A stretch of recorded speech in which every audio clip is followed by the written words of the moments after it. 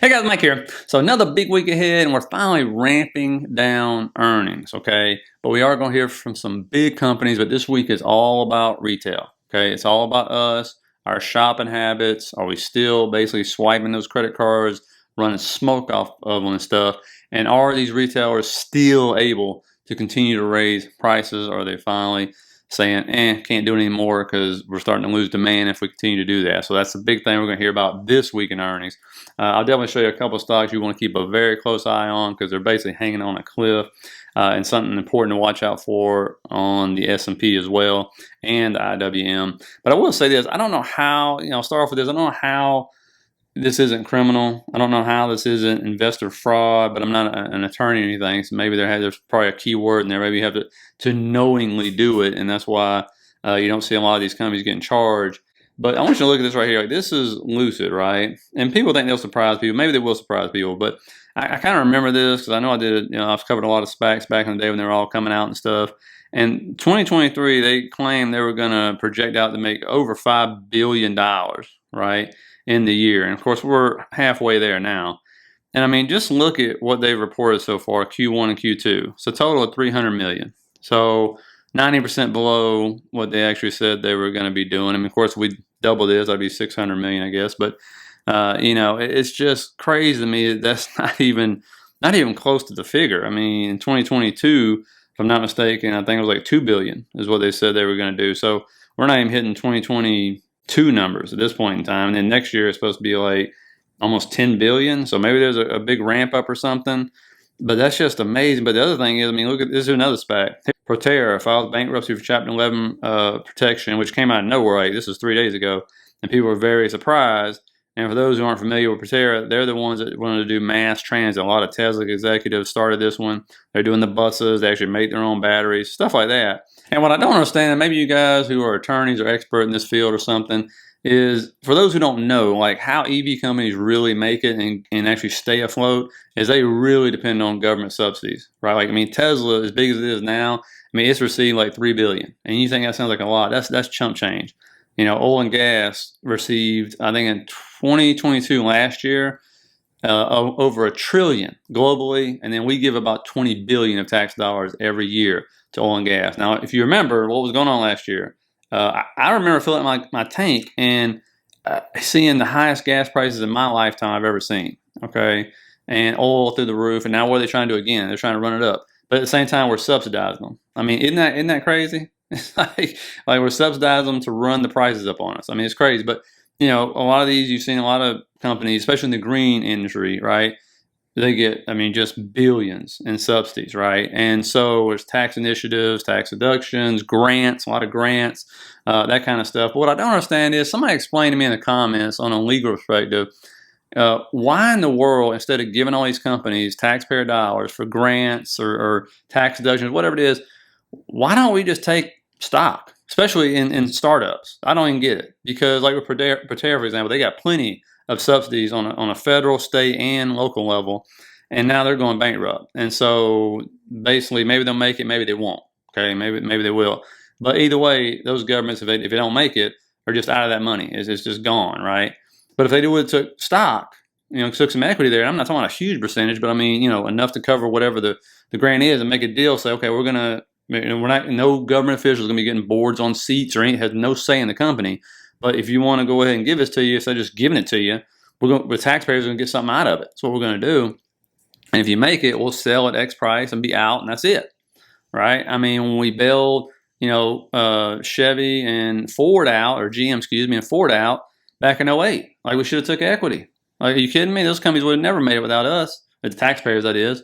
And I don't really get why. I mean, these are publicly traded companies.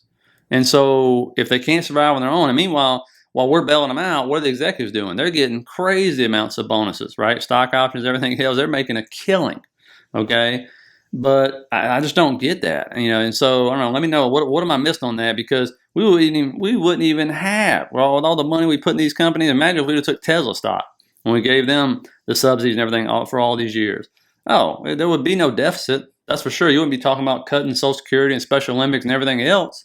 We'd already have it. So, and I get the argument is going to be, number one argument is going to be, that's a slippery slope. And I'm like, brother, and the corruption it would create, brother, come on.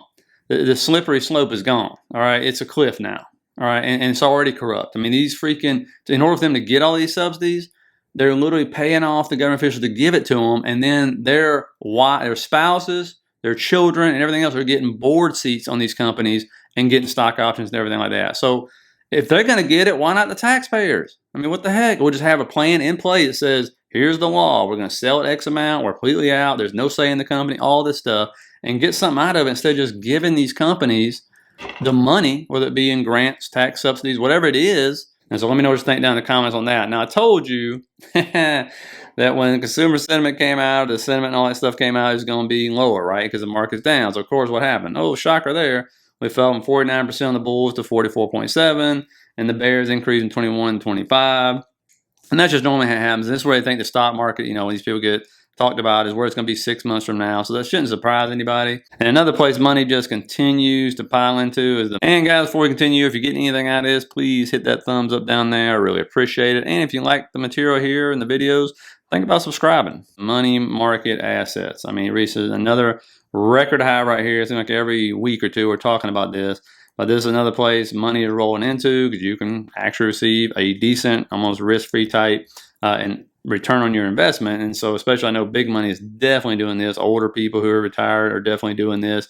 And so it continues to be another place for money to absolutely pile into and make money on your money, which again, we haven't had that option in a long time. Another investment that's seeing a huge influx is those option selling ETFs, right? I mean, they've got about 60 billion in total assets now, and you can see since 2021 just skyrocketing. So instead of people learning how to sell options and all that, they're just buying these ETFs that sell covered calls and things like that. And so, or even some of them even buy calls. And so that's had a huge influx of money as well. And, I actually did a whole video on this with some of these. I'll link that in if you haven't seen it. You can take a look at it. It's really interesting to take a look at. And I even did spreadsheets so you can kind of see for yourself. If it's something you don't want to learn to do, you can just buy into an ETF and the company can do it for you.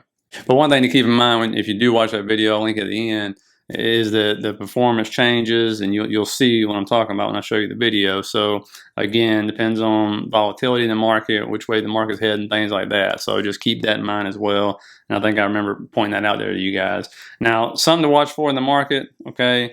You can see here the S&P especially, watch this week, because you would think is where we've been going, we would definitely be due for some sort of bounce. And the levels I'm going to be looking at for sure are going to end up being on the SPY. If we lose 443, look for 438 and 432 to be your next levels. On the Qs, of course, you're losing 364. We're going down the high 350s, and then could be end up high 340s. So pay attention to that right there. But you can see on the S&P here, I put these three trend lines back on here. I used to have them on here for a while and stuff. You can see the 200 down there. And so obviously we break that level, we would have filled another gap. And if we come down here, which would be perfect, right, where the 200 actually meet that trend line right there, meet that long-term trend line as well, which goes all the way back to 2010 or something, that would put us down roughly 9-10%. Because I already showed you Friday that the 8 and 21 EMAs have already crossed on the S&P, and you normally get like a 5 to 7% pullback on that. So just keep that in mind. And again, this ain't straight down. You're going to get your rally and things like that. And then when you look at small caps here, you got the IWM, which is coming to an interesting spot right here. Previous support, 50-day moving average, in a falling wedge right now. And so you could definitely see this getting a nice little bounce. It's a perfect spot for it for small caps. And when you look at all those red days, you would think you got to get at least 1 or 2 days this week, right? I mean, that's amazing to see, but it's the perfect setup for it. And also watch the dollar, right? The dollar is sitting here. If it starts getting weaker this week, if it busts out, it's going to be bad for stocks. But if it hits this trend line right here, since March, where it's been rejecting, and ends up going down, that's going to be a tailwind for stocks as well, at least in the short term. Now, semiconductors. In order for a fall to happen on the SPY and the Qs, you need semiconductors to stay weak like they've been. And if you look on the weekly here, you can see this channel right here. We came down, we came up. You see the MACD doing a bearish cross on the weekly. Still got room to drop to that bottom trend line right there coming up. And so again, if semiconductors stay weak, they hold, a decent amount of weight in these indexes and stuff. So you could definitely see it right there. And obviously if you cross that zero line, the MACD, that is not going to be good. Now this is the SMH Band X Semiconductor ETF. So just keep that in mind. And the reason why, obviously, this could fall is it all has to do with NVDA, Taiwan Semiconductors, AMD, and of course, when you look what just NVIDIA and Taiwan Semiconductors make up in this thing, 30%, right? If you had AMD, you're talking about 35%, 1/3 of it just on those 3 stocks alone. You can see all the other stocks as well right there. And now Netflix, you see this head and shoulders right here forming. Already broke below the 50. You got plenty of gaps right here. So if it plays out, we'll probably move down that bottom trend line right there. So it could make for, a nice drop. And when you really look back at this stock, I mean, it's been a freaking enormous run up here. And so see, it's had its, decent pullbacks, even in 2023. Like that's a 25% pullback. So you get about the same if this came down that bottom trend line. The head and shoulders actually does work out. And so we'll have to see right here. But then going over to the BABA here, you can see one thing I want you to make sure, if you didn't see Friday's video, but something else I'm going to add here. Look at these moving averages, all 3 consolidating right there. That usually means there's going to be a pretty decent move here, okay? And you see it right here. When they start getting really tightened up, there's usually an explosion up or down either way. And usually if you're in an uptrend, it means going up. As you can see with those last 2, obviously if you're just trading sideways going a downtrend, obviously you can continue going down, but usually it means there is going to be a nice move.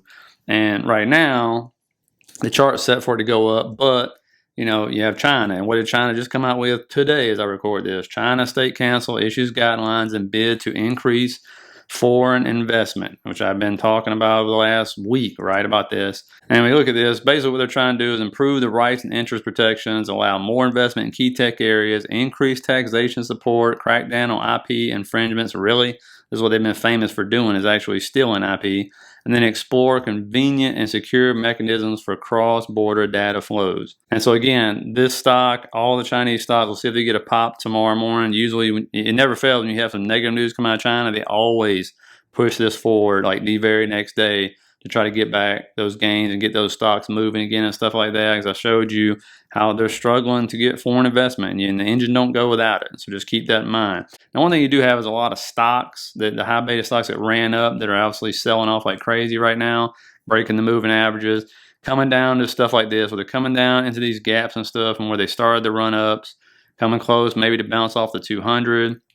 I mean, you look at those volume gaps and stuff, that's what they're in right now, right? So they're very fragile. As we can see, is a lot of profit taking took place in like stock like Shopify, for example. I showed you Roblox the other day. You go into DraftKings, another one right here, which is hanging on to the 50, and that trend line is trying to hang on and not feel down there. So that next level of support should be around like $25 and stuff. So it's trying its best to hang on. But, I mean, it's not a surprise just because you look at that run up right there. Okay, you go into something like PayPal, which everybody keeps thinking it's going to bounce, and it seems like it's trying, but honestly, remember, it's still just in a stage 1. This thing still ain't broken at stage 2. It's below all its moving averages. Has a lot of support down there, these areas, historical support, that is. And so, we'll just have to see, because once you usually have a sell-off like this, it could last 3 days, 5 days, a week. But right now, with the market being weaker, that doesn't help the situation. Now, when the market turns, it'll help a stock like this, most likely a lot, just from a technical standpoint and stuff. But you can see if it can absolutely get a bid, it can move, right? It can absolutely move up. Now, when you look at earnings coming in this week, again, it's going to be some of these are going to be high beta, a whole lot of retailers and stuff. So you can see that tomorrow is going to be Suncor, Hut 8, Rumble, Beam. So that's the high beta stuff, right? Then Tuesday, you're going into Home Depot. You got C, which can't catch a bid right now. A lot of people think if it does, that thing's going to move fast. Then you go over to Wednesday, you're going to have Target and Zim. And then in the afternoon, Cisco.